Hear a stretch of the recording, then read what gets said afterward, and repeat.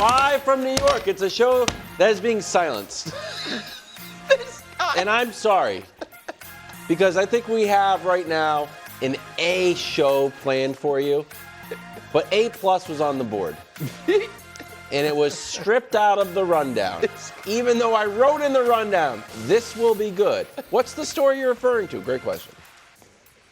Well, tell everybody. People are going to love it. I see. Mike Vrabel gave the Patriots the option. Hey, do we want to practice inside? Yeah. And Stephon Diggs and Drake May, Robert Spillane said no. And that's we want to go outside. That's the end of the story. Yes. I am begging. Begging my friends in local radio. That's a good story. At WEEI. That's a good story. Please offer this guy a weekly guest spot. He said this morning to all of us, everyone's going crazy about it. About the Patriots practicing outdoors. I guess I'll be the one to settle it, right? Yeah. I got to be honest. I love it. Thank you. I love it. I told what a you. bunch of hard hats. It's old school. That's why right. you don't like Let's it. get in the mud. That's what I'm talking about. I love it. We are starting today You're like way late. with the Chiefs favored in Denver. Andy Reid and Patrick Mahomes great off a bye. Now it's an important game for Kansas City. Yeah. But it is a huge game for the Broncos. Sports Illustrated, Nick, drafting off of one of your takes, and you're in the lead. Yeah. Why Chiefs play another team's Super Bowl this week while the Denver Broncos play their biggest game in a decade on Sunday. Now, Kansas City lost their last regular season Super Bowl. That is true. So are they in trouble now in Denver?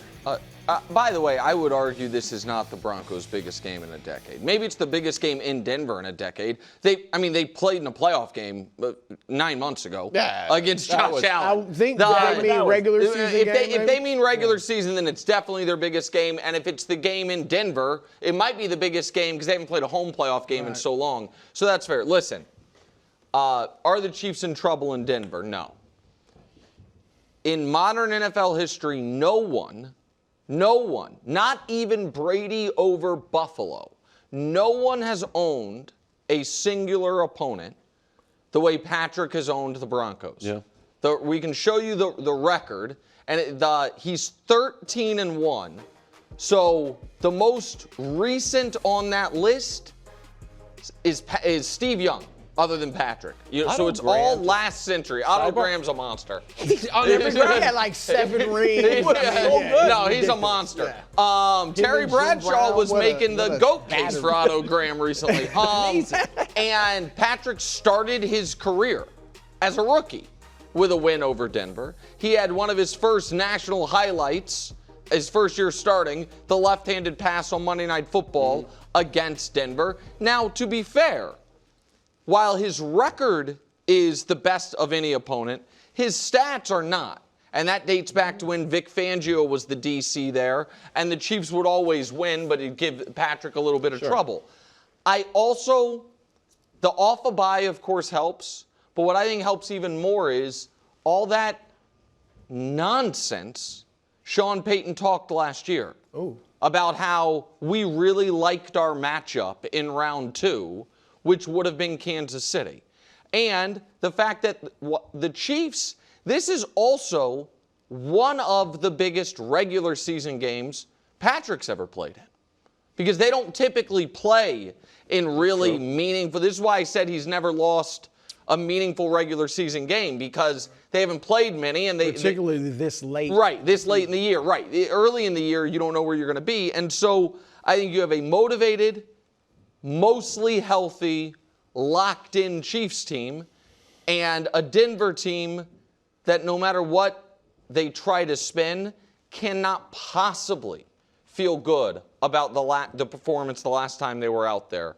And so, yeah, I think there are. I don't think the Chiefs are in trouble. Well, first, let me address the Super Bowl for the Broncos. I agree with Nick. I don't think it's their Super Bowl. I get what you're saying about the Bills, because the Bills, this is when they beat the Chiefs. Yeah. Like in the regular season, they keep losing to them in the postseason.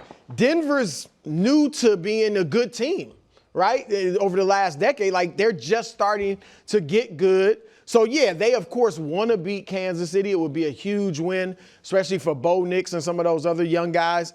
But I just don't think this group and this quarterback and coach have been beaten up enough by Kansas City, like Buffalo, where it's like it's their Super Bowl. I will put it that way. Look, the Chiefs, I don't think they're in trouble. I think it's going to be a tough fight. I think this is going to be a good game. I don't think it's going to be a blowout. I think the Chiefs, I would pick the Chiefs, but I think it's going to be a dog fight. Denver's 5-0 at home. Chiefs are 1-3 on the road.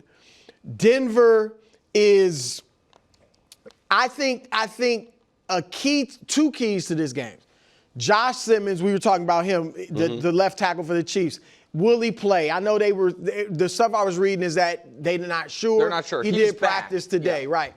If he doesn't play, then that will be big time problems for the Chiefs because, I mean, this is the best pass rush, not only this season, but thus far, the best in history. Denver's pass rush on pace for a record in sacks, 78. So if Josh Simmons isn't playing, we saw how much pressure Mahomes was under against Buffalo. Yep. This is a better pass rush.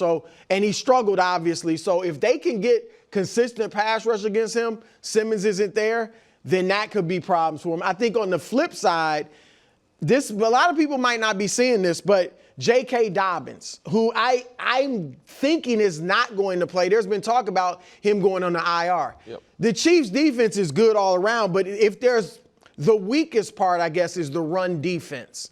It's not weak, but it's the weakest part. And that's the best part of Denver's offense. We know their offense is pedestrian to be kind. But the best part is their run game. Not that Dobbins is Derrick Henry, but he's averaging 5 yards a carry. He's been their bell cow. They're going to need R.J. Harvey, the rookie, to step up and be really good. Because they're not going – I don't see Bo Nix going crazy on that defense. It's going to have to be a run the ball control, keep it out of Mahomes' hands, and hope your defense can stop him enough where you can get a win. But remember, Nick, last year when Denver wasn't as good and the Chiefs were at least record-wise better. It was an ugly game. Yeah, 16-14, and obviously the last-second field goal that the Chiefs that's how all the Chiefs games were last year. The ugly, not all, but Denver came the closest to beating, I would say. I mean, they had of anybody. The Chiefs this year have obviously just been such a different team in that they've lost all of their close games, and their record in one-score games is funny because all their wins have been by double digits, and so they have no wins in close games.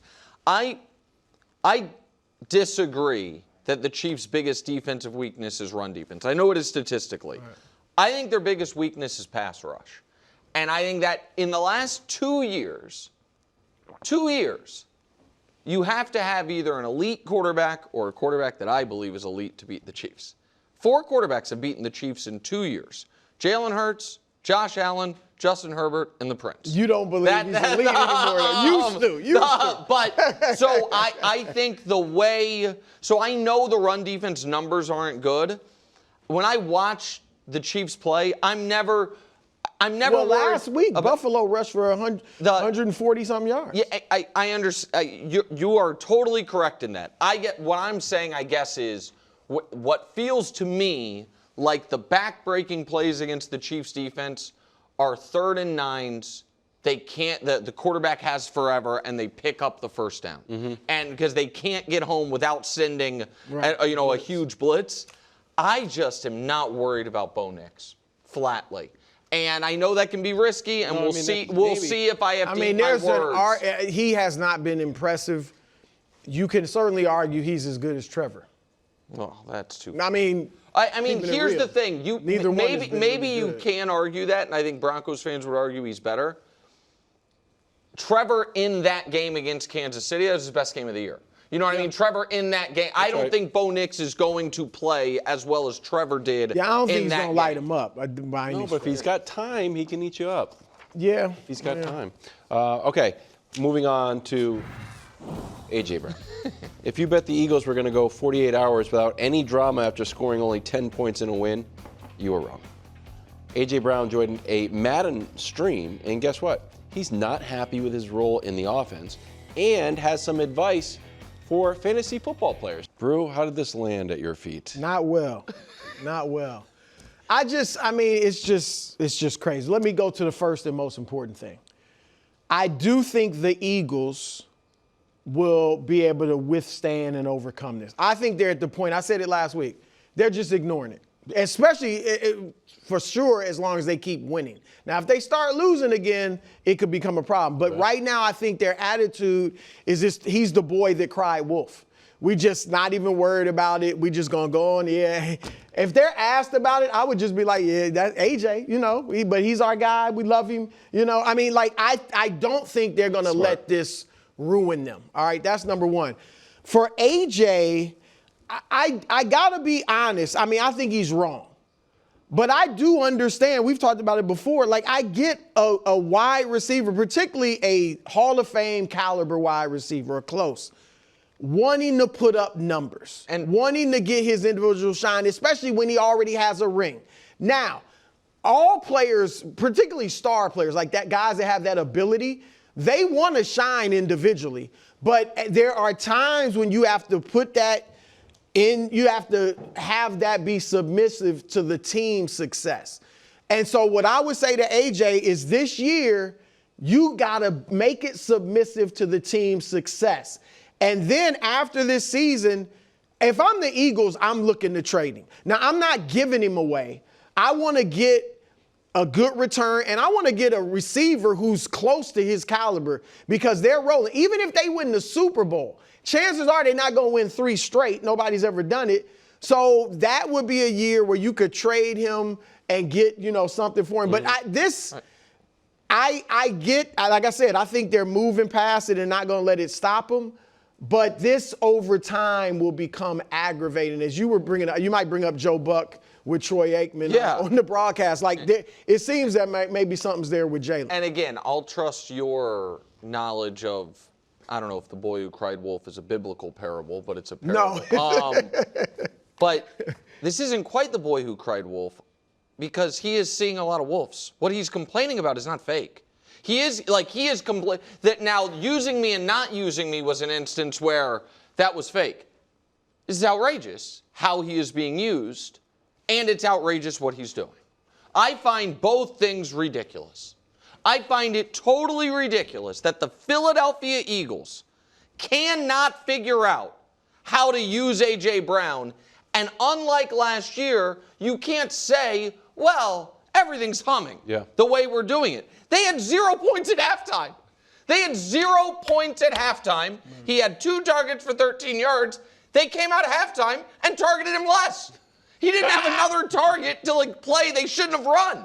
Saquon isn't and Saquon's not killing. Right. So now they did sign up for this. And I'm very interested in, we now know the Bills wanted to trade, we're willing to trade a first-round pick and something for Jalen Waddle. Now, they're very different receivers, but I think A.J. Brown is clearly better than Jalen Waddle.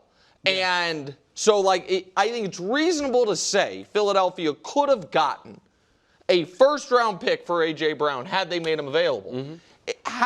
If you're not going to make him available, how do you not come out of the bye after the deadline with a real plan in place to use him? Unless it is, well, he's going to be the greatest decoy ever, and we're going to put up 40 without using him. That's not what happened. Mm-mm. So and this isn't to be combative at all, because I think AJ's being immature. He's using every social media available to whine. So, he's being immature. Do you think he did this purposely, knowing it would get out? Or my guess is he didn't. No, I think he's a very sharp guy. I think he knew it would. I don't think he went on there premeditated.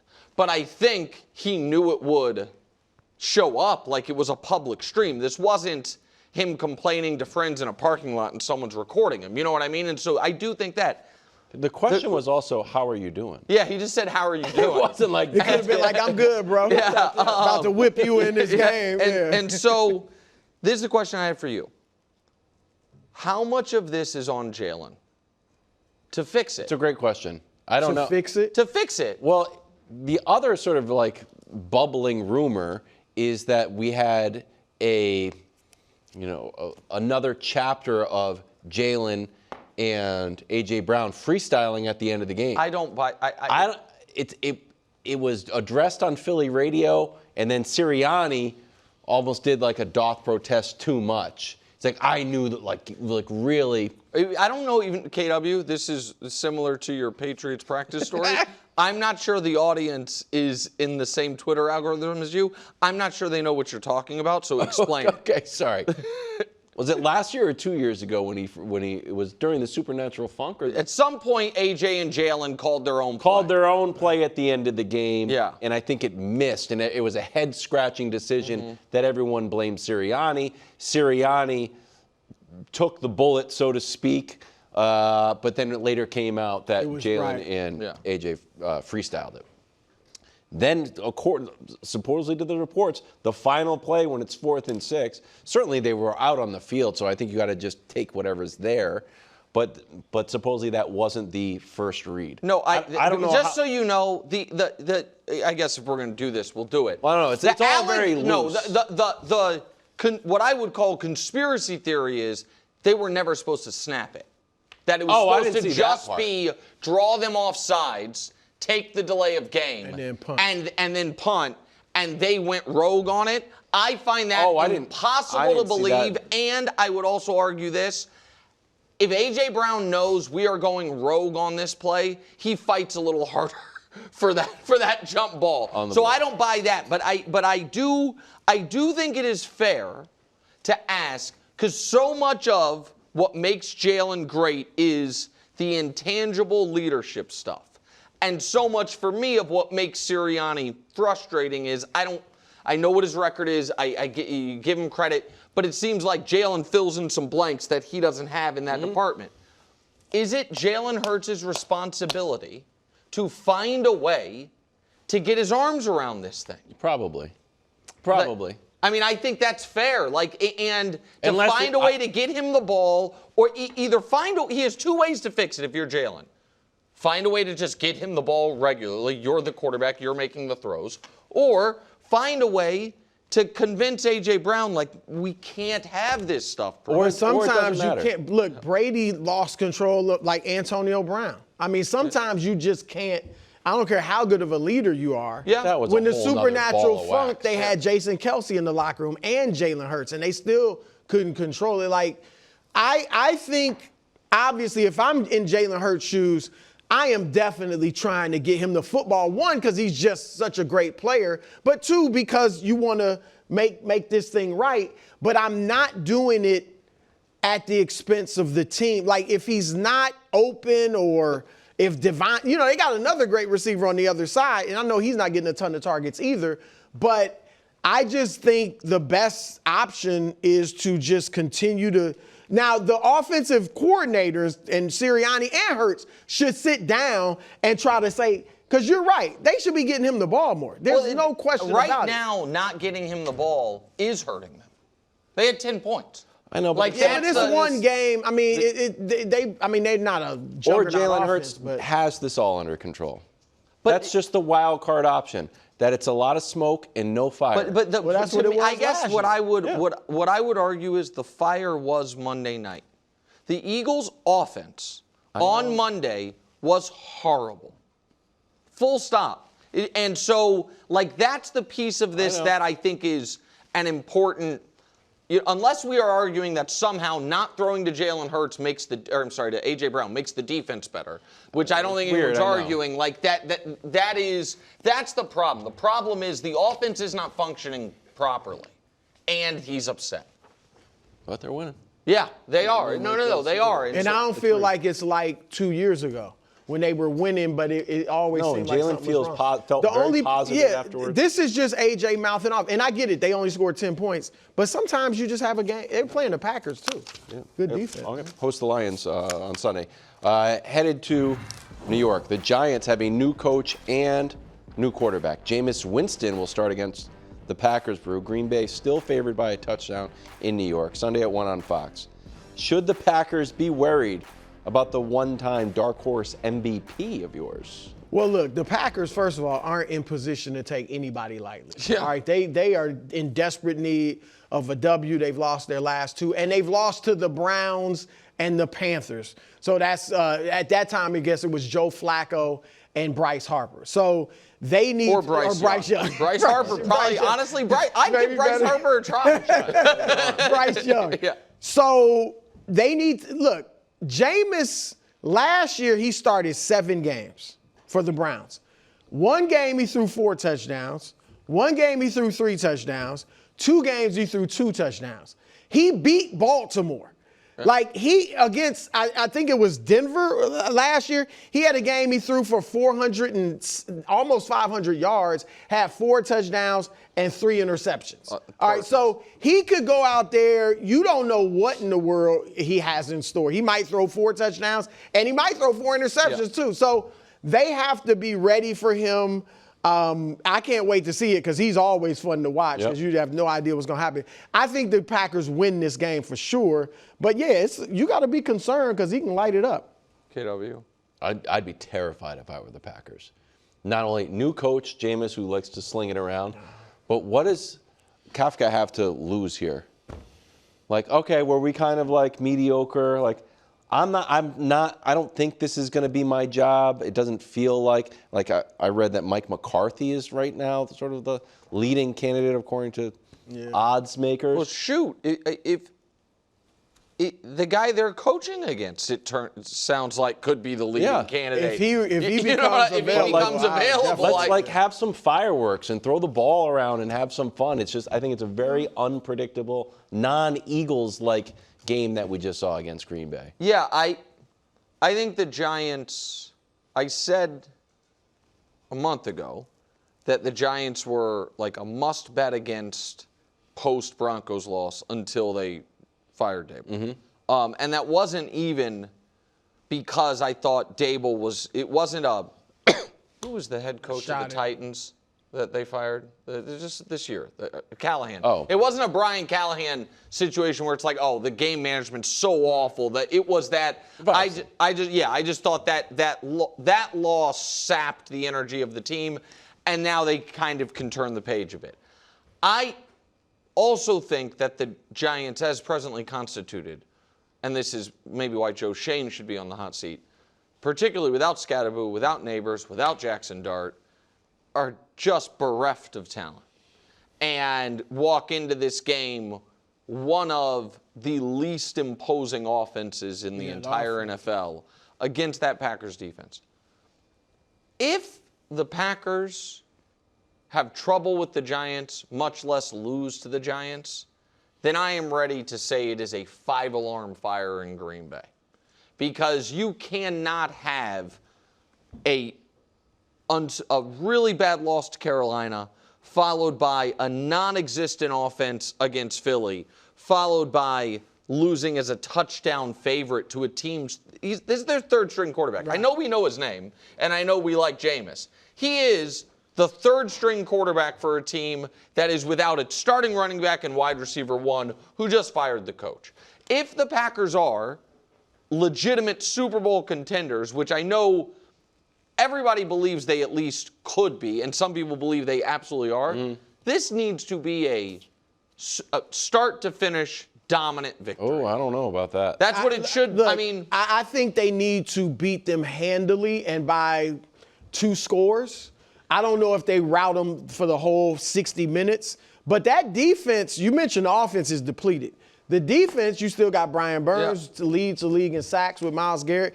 And I showed the stats yesterday, Jordan Love has struggled against pressure. Yeah. So if they get pressure on him, like I said, you're right. If they lose, I mean, I'm not going to change my pick, but it'll be like they're in deep trouble. Right before we start, must-win holiday season just around the corner. We got some stocking stuffers. Must-win 25 supports 4 players locally, rated M for mature, available on all consoles. But right now, we're starting. Is this real or is this just something you drummed up? It's just a stocking, stocking stuffer. Bucs lost. I need to buy it. He's going rogue. Like, just do it. We got to do the show, guys. I play it every day. Both looking for bounce-back games, but one of these QBs going to lose 2 in a row.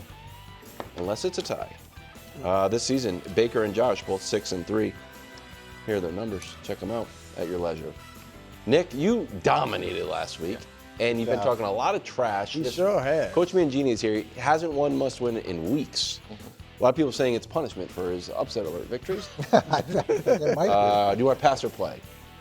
My answer to this one is so good that I would feel badly going first. Wow. So I'll go last. So Brew, I'll pass to All you. right, well, let me just put it out there right now. It is not the double must win Great. because one team is a contender and the other is just cute. I don't even So know when which you one got to a pick. contender, the Bills, Okay. and one that's cute, the Bucs, it can't be a double must win. All right? Okay. So it is a must win for Buffalo. Coming off their worst loss of the season, they just lost all the feel-good momentum from winning their Super Bowl and beating the Chiefs. All right? Their coach is you're starting to see stuff about him being on the hot seat. Despite beating the Chiefs, they've lost 3 of their last 5. Right now, they are already the 6th seed in the AFC. If they lose this game, they will probably fall out of the playoffs altogether for the time being, and then not have a chance to win the division. Really hurts their chance to win an AFC East. So this is an absolute must-win for the Bills. Solid start. That's pretty good. No, this is an absolute must-win for Killer Instincts. It's 100% a must-win for Killer Instincts.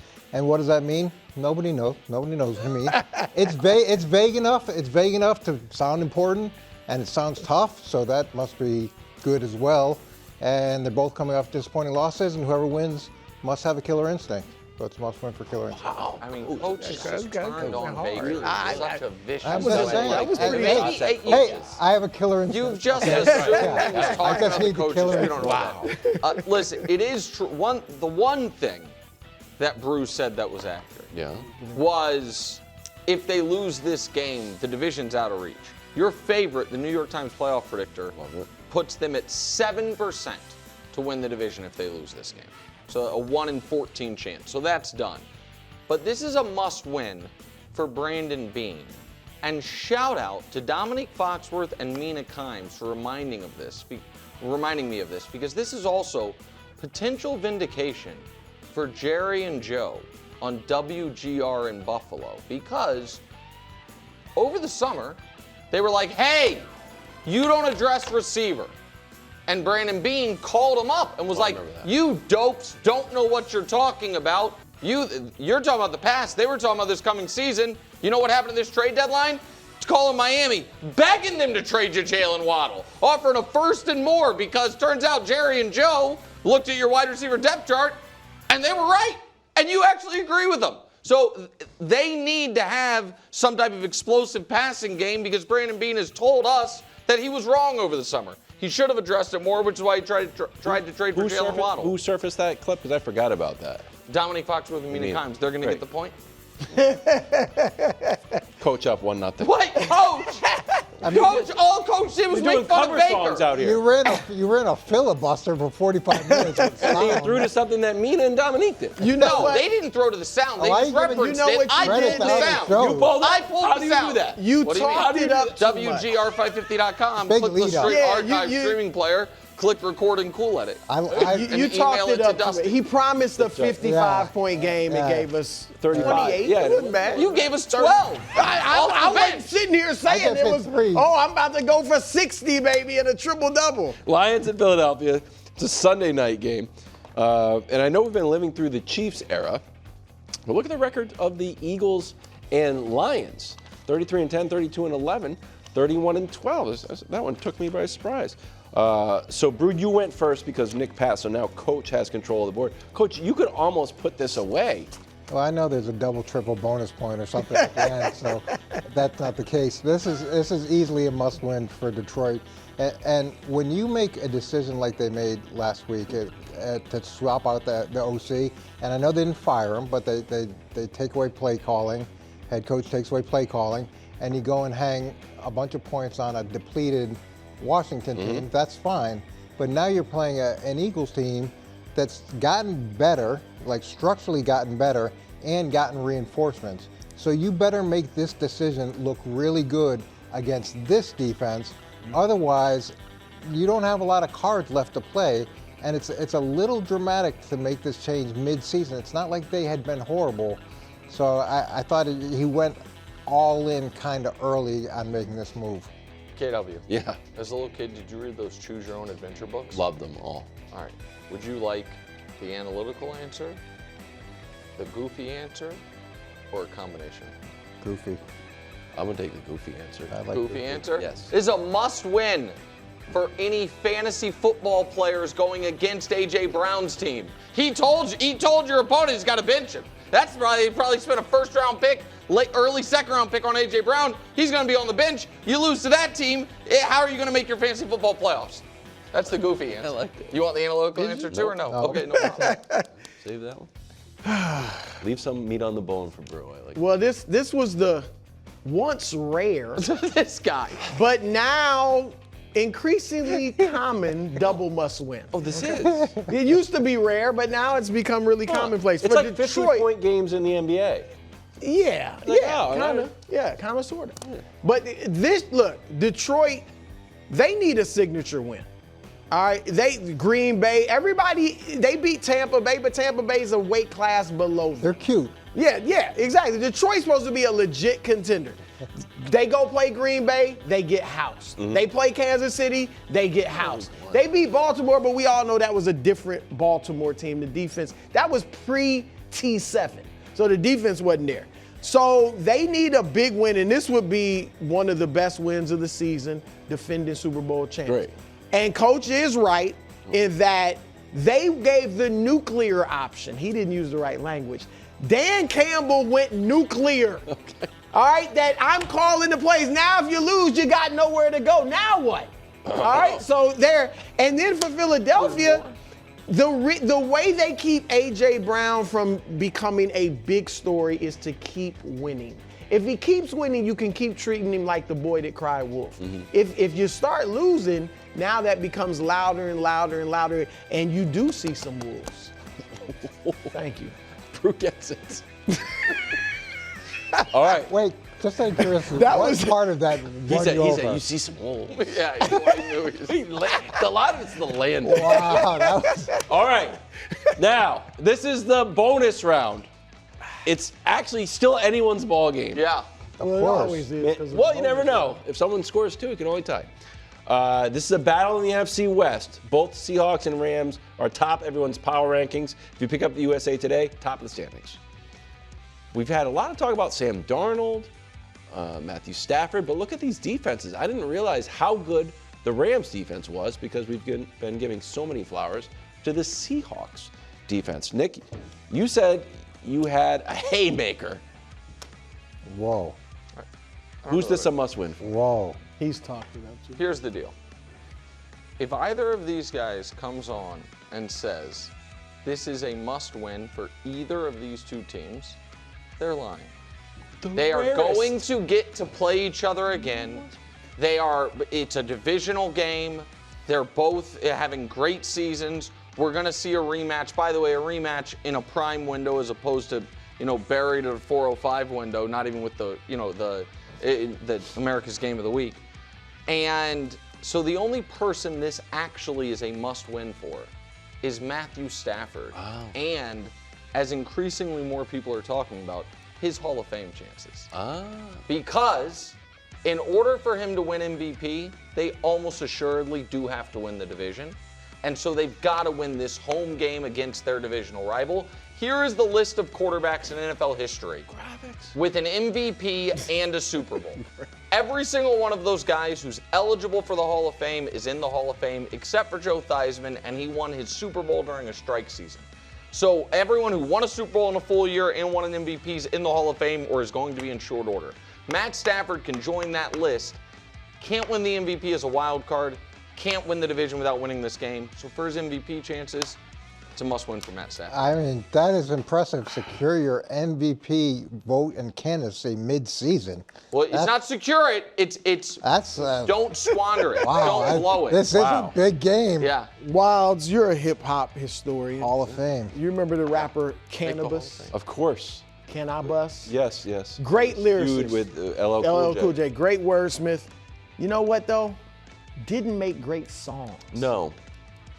That was just Nick. A lot of good facts. There. But he didn't make it sing. It wasn't a hit. Like, oh, he's a great lyricist. Right. This is the hit. This is a must-win over the voters. Because Sam Darnold, if he goes out there and balls and lights up the LA Rams, guess where he's at? Firmly in the MVP race. And you talk about a career turnaround. And then Matthew Stafford takes off on the MVP race, leading it even bigger than he is already if he lights up Seattle. And it does enhance his Hall of Fame chances if he wins the MVP. So what is it? It's a must-win over the voters. Still Must win over the voters. must win over the voters. Got it. Yes. It took me a while. Like a Rakim lyric. Yeah, you got to listen over I got to and listen over. several times. Yeah, everybody says the best slogans take a long time to understand. Must win over All right, the voters. Coach, you can steal this somehow. Yeah, look, I didn't realize that there's going to be so much Hall of Fame talk in the middle of the season. That's incredible. I'm actually focused on the game, the significance of the game, and so it's must win for the Rams because Seattle's coming in with a 10-game road win streak, which is the 5th longest win streak in the history of the NFL, road win streak. And so if the Rams can't prove that they can beat Seattle at their home stadium, even if they win the division, who cares? Seattle comes in, they can go on the road throughout the course of the playoffs and beat everybody because that's all they've been doing for the last season and a half. Believe it or not, he called it. Nick walks away with the victory. Back to back! Amazing. Back to back! 4 for the year! He'll be going for the three-peat. 4 for the year! Next Wednesday. Oh my! Tune in as he goes for a three-peat. Can we get some kind Wow, of, can we get a live vote? unbelievable. Can we get a live Performance. internet vote? What a performance. I'm shocked. I'm shocked. Coming up with that. next. I'm Yeah, shocked. put a and vote tune in together. in the world. for your stocking Whoa, stuff. what happened to my I want camera, the guys? people Crazy out here. We need the Zooming out people on to me. vote. Everybody's jealous. This is a fix. Wow. Thanks for watching. Subscribe here to get more from the show and to check out clips from other shows on FS1.